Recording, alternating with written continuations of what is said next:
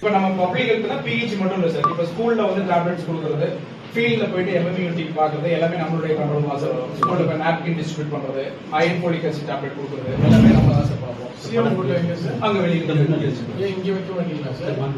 CM photo இங்கே வைக்கணும் sir. உங்க ரூம்லயே வைக்கணும். சிஎம் போட்டோ வைங்க சார். எடுக்கிறது வைக்க சிஎம் போட்டோ வைக்கணும்ல. அங்கே இருக்கல இங்கே வச்சிருக்கோம். மாட்டுங்க சிஎம் இங்கேயும் மாட்டலையே.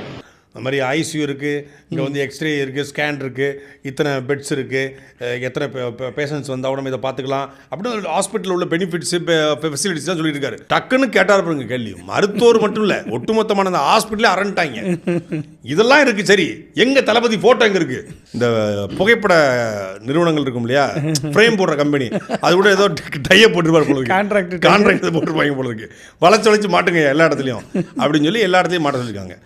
முதலமைச்சருடைய புகைப்படம் ஒரு அரசு இதில் இருக்கணுங்கிறது அவசியம் தான், மாற்று கருத்து இல்லை. ஆனால் நீங்கள் போனது ஆய்வுக்கு போனது வந்து என்னென்ன ஃபெசிலிட்டிஸ் இருக்குது, அந்த மருத்துவமனையில் என்ன குறைபாடு இருக்குது, கூடுதலாக படுக்கை வசதி தேவைப்படுதா, இல்லை அங்கே வந்து கழிவறைகளை தூய்மைப்படுத்தணுமா, குடிநீர் வசதி அந்த மருத்துவமனையில் எப்படி இருக்குது, மருத்துவர்கள் சரியான நேரத்துக்கு வராங்களா, செவிலியர்கள் சரியான நேரத்துக்கு வராங்களா, நோயாளிகள் வந்து சரியாக கவனிக்கப்படுறாங்களா, கமிஷன் வாங்கப்படுறதா, ஒரு பிணவரைக்கு போனால் கூட உடற்குறாய்வு செய்து உடனடியாக வந்து உடல் ஒப்படைக்கப்படுதா, அவசர சிகிச்சை பற்றி எப்படி செயல்படுது, குழந்தைகள் வார்டு எப்படி செயல்படுது, சிறப்பு மருத்துவம் எப்படி இருக்குது, அதேபோல் வந்து பொது மருத்துவம் எப்படி இருக்குது, இன்பேஷன் அவுட் பேஷன்ஸ்லாம் சரியாக பார்க்குறாங்களா, உடனடியாக சிகிச்சைக்கு வரவங்களுக்கு வந்து இந்த பில்லை போடு அங்கே க்யூவில் நின்று அப்படின்னு சொல்லாமல் அவங்களுக்கான சிகிச்சை அளிக்கப்படுதா, இதையெல்லாம் பார்ப்பதற்கு தான் ஆய்வு தேவை. இதை பண்ணுறதுக்கு சுகாதாரத்துறை அமைச்சர் இருக்கார், சுகாதாரத்துறை அதிகாரிகள் இருக்காங்க, எல்லாம் இருக்காங்க. ஒரு அமைச்சர், ஒரு பொறுப்பு அமைச்சர், அந்த துறைக்கு அவர் அமைச்சர் இல்லை, புரியுதா உங்களுக்கு?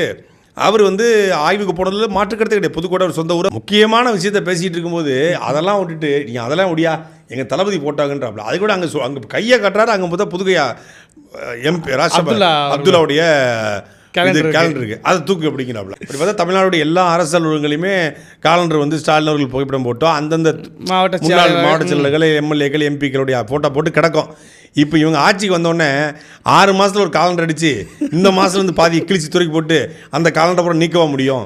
இப்போ வந்து நாங்கள் யாரையும் வெறுக்கலை, எல்லாரையும் நேசிக்கிறோம், எல்லா கட்சியும் எங்களுக்கு ஒன்று தான் அப்படின்னு காட்டுறதுக்காகத்தான் முதலமைச்சர்கள் வந்து ஸ்டாலின் அவர்கள் வீட்டுக்கு, அண்ணன் சீமானோட வீட்டுக்கு, எல்லா வீட்டுக்கும் போனார்.